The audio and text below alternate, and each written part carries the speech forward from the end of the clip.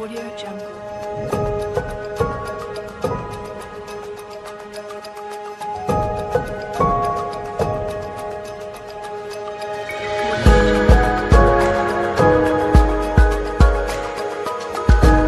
Gardens are made up of different species of plants of the tropical, subtropical and temperature zones.